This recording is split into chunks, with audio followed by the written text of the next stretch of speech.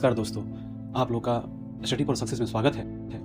आज मैं जनवरी 2026 का करंट अफेयर्स का वीडियो लेकर आया हूँ। उम्मीद करता हूँ कि आप लोगों की तैयारी अच्छी चल रही होगी। जैसा कि आप सभी लोग को पता है कि आने वाले दिनों में बहुत सारे एग्जाम होने वाले हैं, और जैसे कि यूपीएसआई, यूपीपीपी, एनटीपीसी भी होने वाला है, बीपीएससी भी है, लेखपाल भी आने वाले दिनों में उसकी डेट आने वाली है। तो इसी को ध्यान में रखकर हमने ये वीडियो तैयार किया है। आप लोग हमसे जुड़े रहें और भी आप लोग को बहुत सारे वीडियो मिलते रहेंगे समय समय पर। वीडियो को शुरुआत करने के पहले स्वामी विवेकानंद के इस मंत्र को आप लोग हृदय में सजो के रखें। उठो, जागो और तब तक मत रुको जब तक कि लक्ष्य प्राप्त न हो जाए। तो चलिए आज का वीडियो स्टार्ट है। पहला क्वेश्चन है, 77वां गणतंत्र दिवस 2026 के मुख्य अतिथि के रूप में किसे आमंत्रित किया गया है? इसका आंसर होगा सी, उर्सुला वॉन डेर लेयन तथा एंटोनियो कोस्टा। कुछ प्रमुख तथ्य देख लेते हैं जो एग्जाम रिलेटेड होगा। इस साल के 77वां गणतंत्र दिवस के मुख्य अतिथि यूरोपीय आयोग की अध्यक्ष उर्सुला वॉन डेर लेयन और यूरोपीय परिषद के अध्यक्ष एंटोनियो कोस्टा को मुख्य अतिथि के रूप में आमंत्रित किया गया था। थीम आप लोग को याद रखना है, आने वाले एग्जाम के लिए इंपॉर्टेंट हो सकता है। इस वर्ष का मुख्य विषय या थीम वंदे मातरम के 150 वर्ष और आत्मनिर्भर भारत था। यह पहली बार था जब यूरोपीय संघ का सैन्य दल भारतीय गणतंत्र दिवस परेड में शामिल हुआ। इस परेड में विभिन्न राज्यों, केंद्र शासित प्रदेशों तथा सरकारी विभागों की 30 झांकियां निकाली गई, जिसमें प्रथम पुरस्कार महाराष्ट्र की झांकी को प्राप्त हुआ।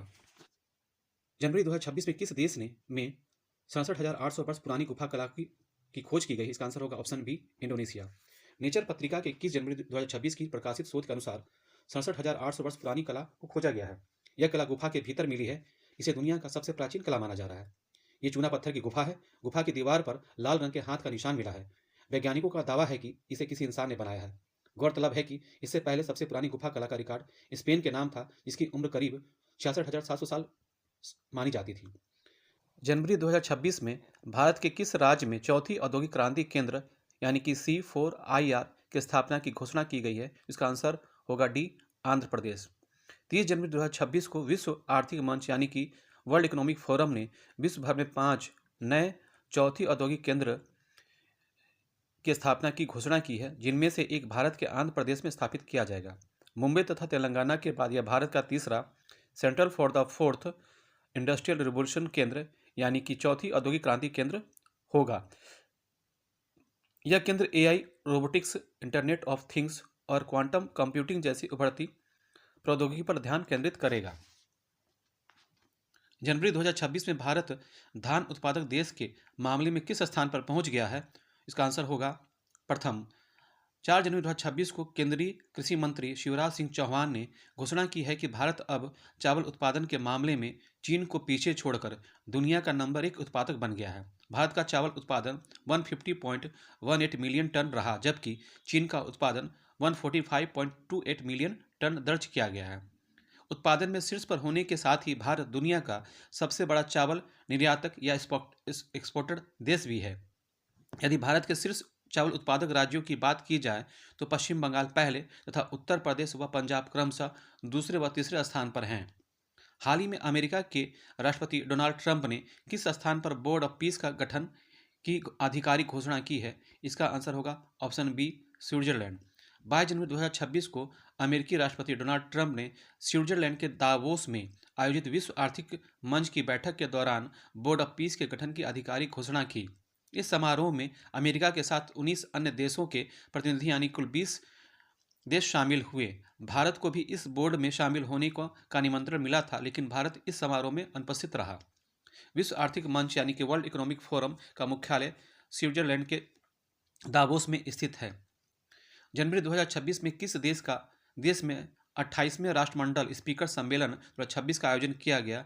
इसका आंसर होगा भारत। भारत की संसद में नई दिल्ली में 14 से 16 जनवरी 2026 तक राष्ट्रमंडल देशों के सांसदों के अध्यक्षों और पीठासीन अधिकारियों के 28वें सम्मेलन की सफलतापूर्वक मेजबानी की। प्रधानमंत्री नरेंद्र मोदी ने 15 जनवरी को संसद के सेंट्रल हॉल में सम्मेलन का उद्घाटन किया। लोकसभा अध्यक्ष ओम बिरला ने सम्मेलन की अध्यक्षता की। भारत ने इस सम्मेलन की चौथी बार मेजबानी की है। जम्मू कश्मीर में स्थापित साबलकोट जल विद्युत परियोजना किस नदी पर स्थित है? इसका आंसर होगा ऑप्शन सी, चेनाब। इसकी स्थापित क्षमता 1856 मेगावाट है और यह एक रन ऑफ द रिवर परियोजना है, जिसमें 192.5 मीटर ऊंचा कंक्रीट ग्रेविटी डैम बनाया जाएगा। इसे हाइड्रो इलेक्ट्रिक पावर कॉरपोरेशन यानी कि एनएचपीसी द्वारा निर्मित किया जा रहा है। अमेरिकी विशेषज्ञ बलों ने जनवरी 2026 में किस ऑपरेशन के तहत वेनेजुएला की राजधानी काराकस से राष्ट्रपति निकोलस मादुरो को गिरफ्तार कर लिया? इसका आंसर होगा ऑप्शन ए, एब्सोल्यूट रिजॉल्व। वेनेजुएला के राष्ट्रपति निकोलस मादुरो तथा उनकी पत्नी को अमेरिका की डेल्टा फोर्स और 160 सोर ने काराकस स्थित राष्ट्रपति आवास पर छापा मारकर ऑपरेशन एब्सोल्यूट रिजॉल्व के तहत गिरफ्तार किया। मादुरो को न्यूयॉर्क ले जाया गया, जहां उन पर 2020 के पुराने नार्को टेररिज्म यानी मादक पदार्थ तस्करी मामले में मुकदमा चलेगा। अमेरिकी राष्ट्रपति डोनाल्ड ट्रंप ने घोषणा की है कि अमेरिका तब तक वेनेजुएला का शासन संभालेगा जब तक वहां शांतिपूर्ण व्यवस्था बहाल न हो जाए। तब तक डेल्सी रॉड्रिग्स को वेनेजुएला का कार्यवाहक राष्ट्रपति नियुक्त किया गया है। भारतीय रेलवे ने किन दो स्टेशन के बीच देश की पहली हाइड्रोजन ट्रेन का ट्रायल किया? इसका आंसर होगा ऑप्शन बी, जिंद सोनीपत। 8 जनवरी 2026 को भारतीय रेलवे ने चेन्नई स्थित इंटीग्रल कोच फैक्ट्री द्वारा विकसित देश की पहली हाइड्रोजन ट्रेन का ट्रायल रन जिंद सोनीपत खंड 80 से 900 किलोमीटर पर किया गया। यह 10 कोच वाली ट्रेन दुनिया की सबसे लंबी और शक्तिशाली ब्रॉड गेज हाइड्रोजन ट्रेन है। इस ट्रेन में 2600 से ज़्यादा यात्री बैठ सकते हैं। अधिकतम गति 140 से 150 किलोमीटर प्रति आवर है। यह ट्रेन ईंधन के रूप में हाइड्रोजन का उपयोग करती है और केवल पानी और भाप छोड़ती है, जिससे कोई कार्बन उत्सर्जन नहीं होता। हेनले पासपोर्ट इंडेक्स 2026 में किस देश ने शीर्ष स्थान प्राप्त किया है? इसका आंसर होगा ऑप्शन डी, सिंगापुर। 7 जनवरी 2026 को जारी हेनले पासपोर्ट इंडेक्स 2026 के अनुसार सिंगापुर शीर्ष स्थान पर बना हुआ है, जबकि जापान और दक्षिण कोरिया संयुक्त रूप से दूसरे स्थान पर है। भारत ने 80वां स्थान हासिल किया है, जो पिछले साल 2025 की 50वीं रैंकिंग के मुकाबले 5 स्थानों का सुधार दर्शाता है। राष्ट्रपति द्रौपदी मुर्मू ने गणतंत्र दिवस समारोह के दौरान किस व्यक्ति को अशोक चक्र से सम्मानित किया? इसका आंसर होगा ऑप्शन ए, शुभांशु शुक्ला। राष्ट्रपति द्रौपदी मुर्मू ने गणतंत्र दिवस समारोह के दौरान कर्तव्य पथ पर भारतीय वायुसेना के ग्रुप कैप्टन शुभांशु शुक्ला को देश के शांति काल का सर्वोच्च वीरता सम्मान अशोक चक्र से सम्मानित किया, जबकि मेजर अर्शदीप सिंह, नायब सूबेदार डोलेश्वर सुब्बा तथा ग्रुप कैप्टन प्रशांत बालकृष्णन नायर को कीर्ति चक्र से सम्मानित किया गया। शुभांशु शुक्ला ने अंतर्राष्ट्रीय अंतरिक्ष स्टेशन यानी कि ISS पर पहुंचने वाले प्रथम भारतीय बनने का गौरव हासिल किया था। वह पिछले वर्ष जून माह में एक्सियोम 4 मिशन के तहत अंतरिक्ष गए थे। वह अंतरिक्ष पर जाने वाले दूसरे भारतीय और अंतरिक्ष स्टेशन पर कदम रखने वाले पहले भारतीय बने। उनकी 18 दिन की अंतरिक्ष यात्रा 41 साल बाद किसी भारतीय की अंतरिक्ष उड़ान थी। इससे पहले वर्ष 1984 ईस्वी में राकेश शर्मा ने रूसी सोयुज यान से अंतरिक्ष यात्रा कर यह उपलब्धि हासिल की थी। भारत ऊर्जा सप्ताह 2026 का चौथा संस्करण 27 से 30 जनवरी 2026 का आयोजन किस स्थान पर किया गया? इसका आंसर होगा ऑप्शन डी। इसका आयोजन गोवा में ONGC एडवांस ट्रेनिंग इंस्टीट्यूट में आयोजित किया गया। इस कार्यक्रम का वर्चुअल उद्घाटन प्रधानमंत्री नरेंद्र मोदी द्वारा किया गया। इससे उन्होंने भारत के ऊर्जा क्षेत्र में $500 अरब के निवेश के अवसर पर जोर दिया। इसमें 120 से अधिक देशों के लगभग 75,000 ऊर्जा पेशेवर, 700 से अधिक प्रदर्शक कंपनियों ने भाग लिया। अंतर्राष्ट्रीय डेटा गोपनीयता दिवस किस दिन मनाया जाता है? इसका आंसर होगा 28 जनवरी। इस दिवस का मुख्य उद्देश्य डिजिटल युग में डेटा और गोपनीयता की सुरक्षा के महत्व के बारे में जागरूकता बढ़ाना है। इसे डेटा संरक्षण दिवस के रूप में भी मनाया जाता है। राष्ट्रीय मतदाता दिवस किस दिन मनाया जाता है? इसका आंसर होगा 25 जनवरी सी। यह प्रत्येक वर्ष 25 जनवरी को मनाया जाता है। यह दिन भारतीय निर्वाचन आयोग की स्थापना दिवस का प्रतीक है, जिसकी स्थापना 25 जनवरी 1950 को भारतीय संविधान के अनुच्छेद 324 के तहत की गई थी। इस वर्ष 2026 का थीम है मेरा भारत मेरा वोट और इसकी टैगलाइन भारतीय लोकतंत्र के केंद्र में नागरिक है। सुभाष चंद्र बोस आपदा प्रबंधन पुरस्कार 2026 का व्यक्तिगत श्रेणी का पुरस्कार किसे प्रदान किया गया है? इसका आंसर होगा option A, Sita Ashok Shelke. Lieutenant colonel Sita Ashok Shelke को व्यक्तिगत श्रेणी और सिक्किम राज्य आपदा प्रबंधन प्राधिकरण को संस्थागत श्रेणी में सुभाष चंद्र बोस आपदा प्रबंधन पुरस्कार 2026 के लिए चुना गया है। किस देश ने T20 विश्व कप में अपनी राष्ट्रीय क्रिकेट टीम को भेजने से इनकार कर दिया? इसका आंसर होगा ऑप्शन सी, बांग्लादेश। बांग्लादेश में सुरक्षा कारणों का हवाला देते हुए इंटरनेशनल क्रिकेट काउंसिल यानी ICC से अनुरोध किया था कि उसके विश्व कप मैच भारत की वजह किसी अन्य स्थान पर शिफ्ट किया जाए, लेकिन ICC ने इस मांग को खारिज कर दिया। ज्ञात हो कि भारत और श्रीलंका की मेजबानी में T20 वर्ल्ड कप 2026 का आयोजन किया जा रहा है। ICC ने T20 वर्ल्ड कप में स्कॉटलैंड को बांग्लादेश क्रिकेट टीम की जगह शामिल किया है। हाल ही में केंद्र सरकार ने किस पक्षी अभ्यारण्य को पर्यावरण संवेदनशील क्षेत्र घोषित किया है? इसका आंसर होगा ऑप्शन डी, पार्वती अर्गा पक्षी अभ्यारण्य।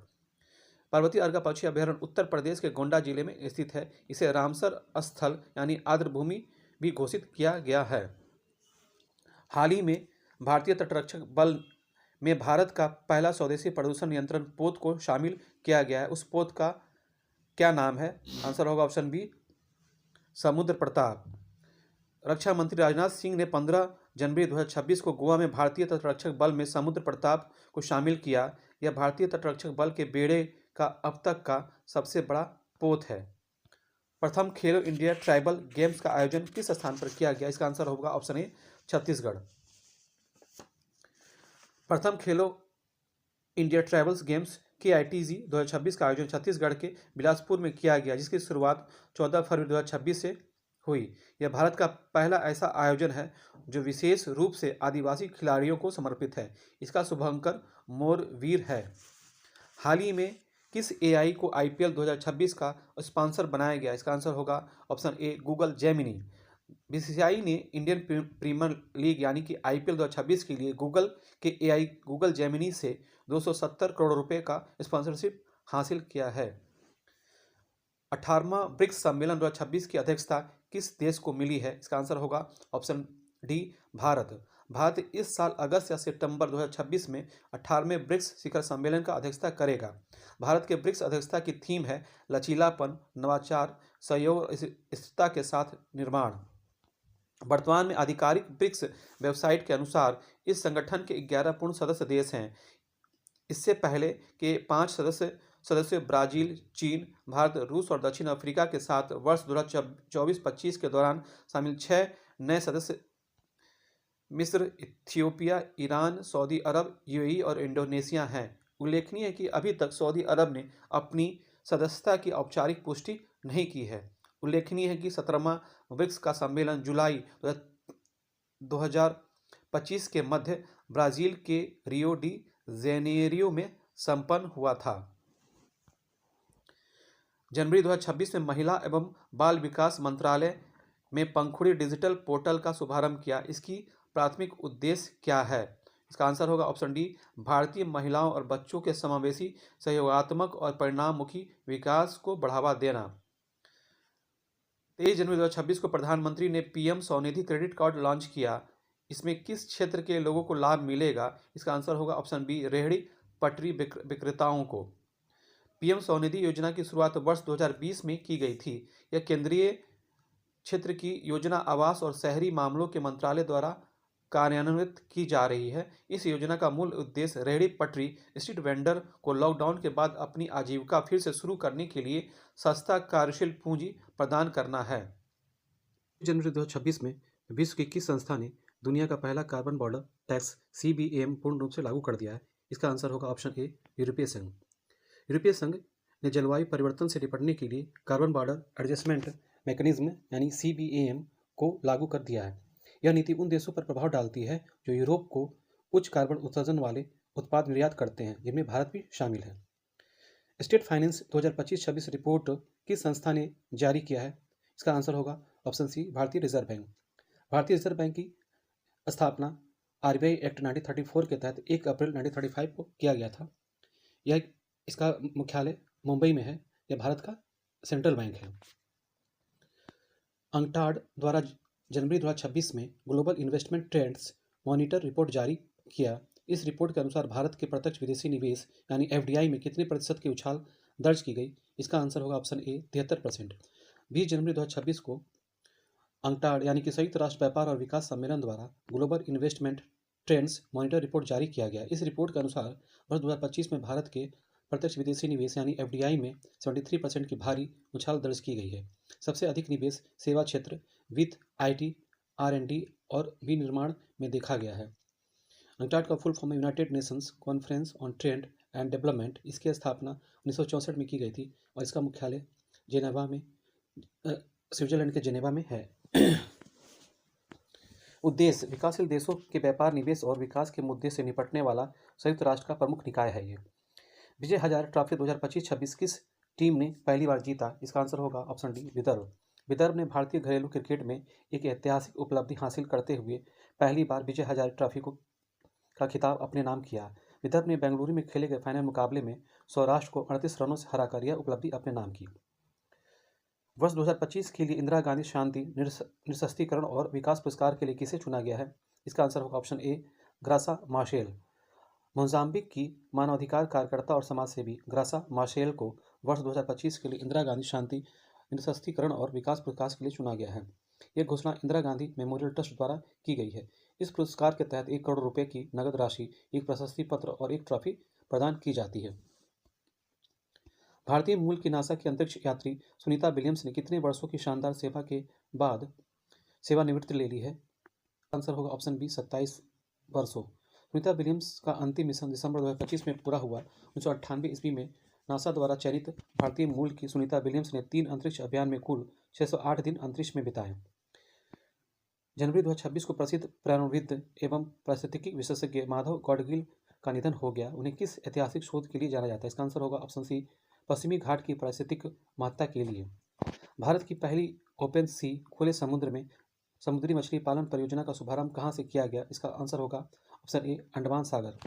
केंद्रीय मंत्री डॉक्टर जितेंद्र सिंह ने अंडमान सागर में से भारत के पहले ओपन सी समुद्री मछली पालन परियोजना का लॉन्च किया।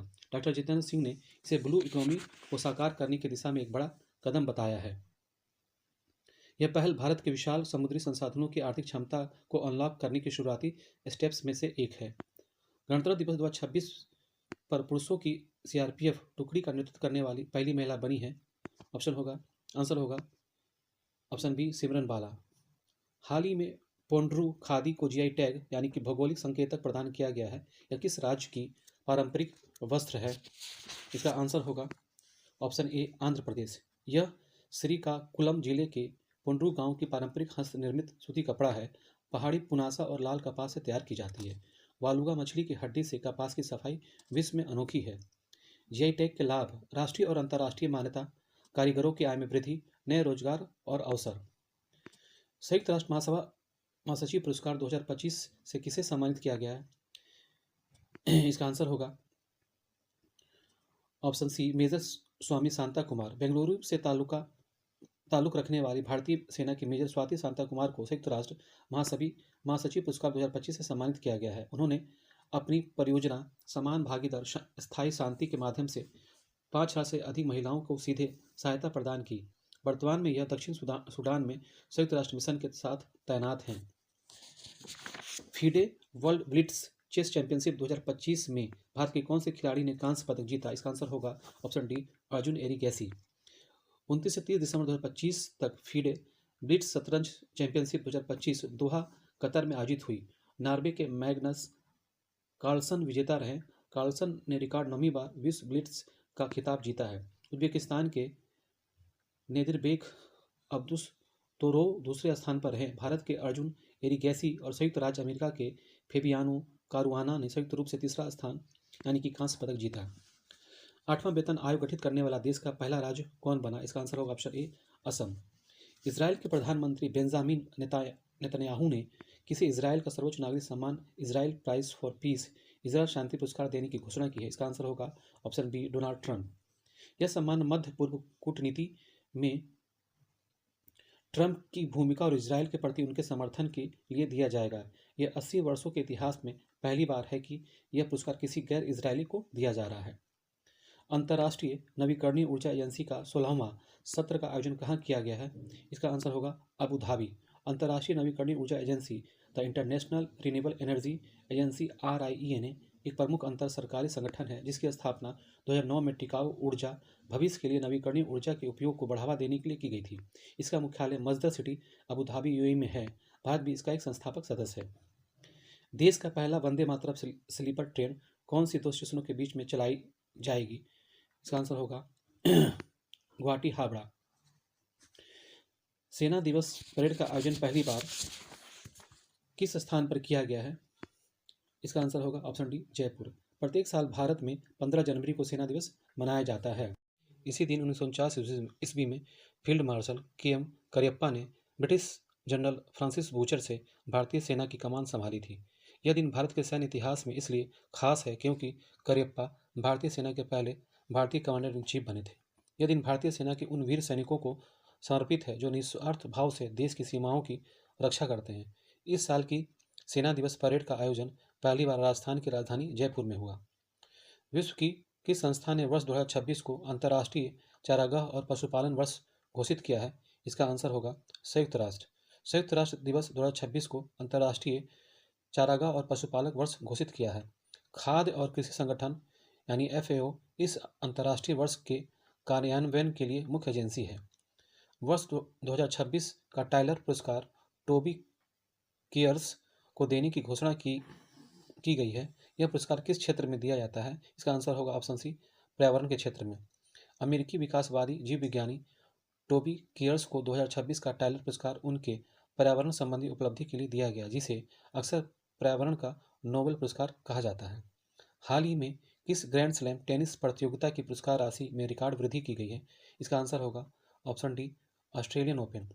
जनवरी 2026 को ऑस्ट्रेलियन ओपन की आयोजकों ने रिकॉर्ड 111.5 मिलियन ऑस्ट्रेलियन डॉलर पुरस्कार राशि की घोषणा की है। यह राशि वर्ष 2025 के 96.5 मिलियन ऑस्ट्रेलियन डॉलर की तुलना में 16% अधिक है और अब तक के ऑस्ट्रेलियन ओपन इतिहास की सबसे बड़ी पुरस्कार राशि है।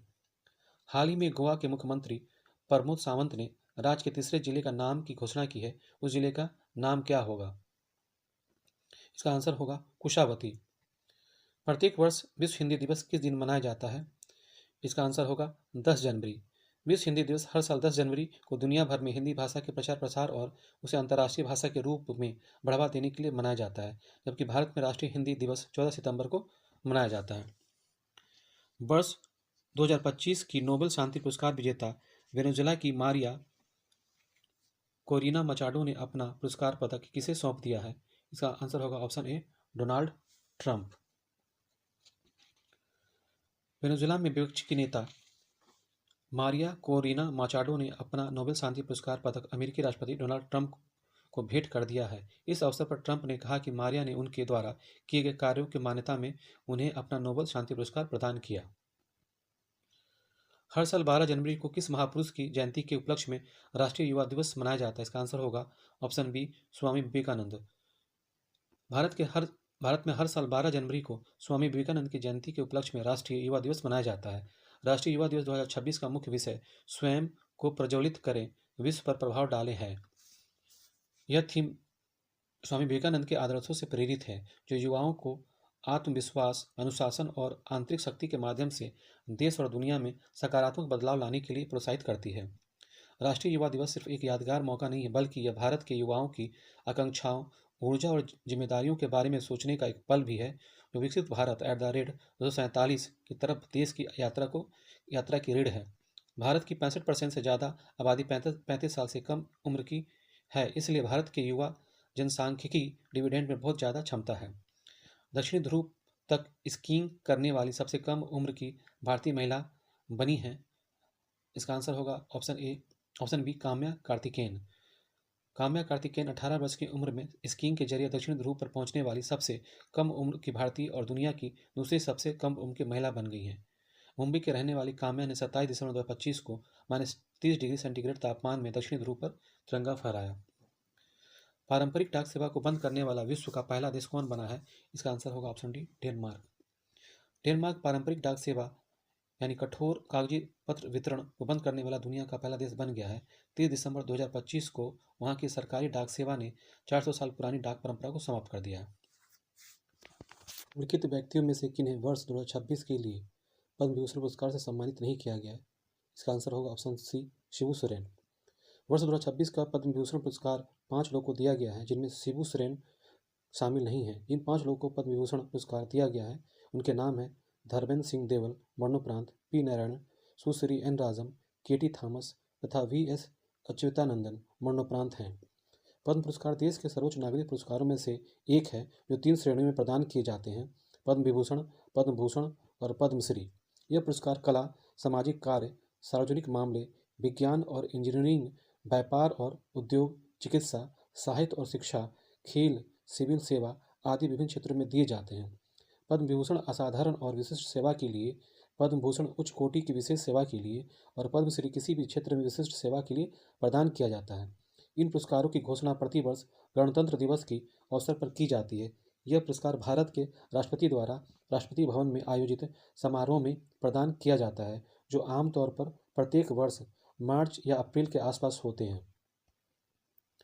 वर्ष 2026 के लिए राष्ट्रपति ने 131 पद्म पुरस्कारों के वितरण की मंजूरी दी है। इस सूची में 5 पद्म विभूषण, 13 पद्म भूषण तथा 113 पद्मश्री पुरस्कार शामिल है। आज के वीडियो के लिए इतना ही। अगले नेक्स्ट वीडियो में मिलते हैं। Thank you.